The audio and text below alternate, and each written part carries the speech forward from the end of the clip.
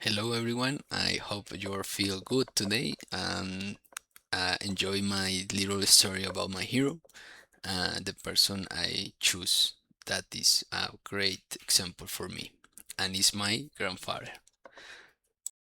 My hero, my maternal grandfather. What makes some a hero? For me, a hero is not someone who wears a cape, is someone whose life teach you how to live yours. My hero is my grandfather, Luis Felipe, who was born in San Miguel Santander, a small town which has fewer than 3,000 inhabitants, and who was known for two things: his strong character and his passion for the land. His great challenge came when his wife, whose death left 12 children behind, passed away when he was only 40 years old. The youngest child was under 14. Faced with that crisis, he didn't panic. He remained calm, came up with a plan, and made a rational decision. His life would revolve around his children.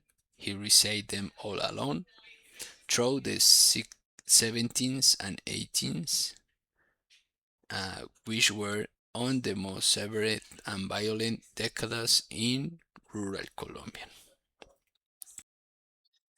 Why does his story impact me so deeply? Because he was part of my childhood. I spent my vacations at his house, which was always full of lives, animals, and food. But the 3 months I lived with him before finishing high school were the ones that changed me completely.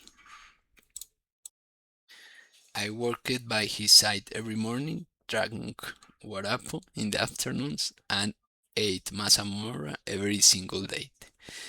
Each day brought a new lesson from a man whose wisdom went far beyond the countryside. The most important thing he taught me was a metaphor, which I still carry with me today.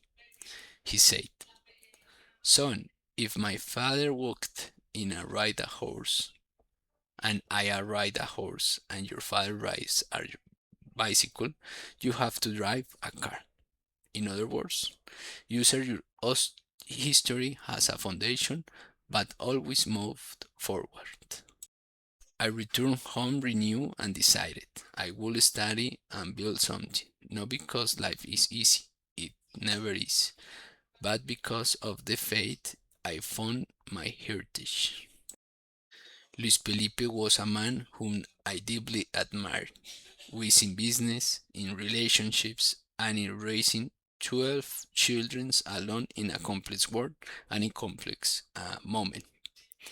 And somehow he still had poems, stories, and jokes which could lift everyone's spirits in the hardest moments.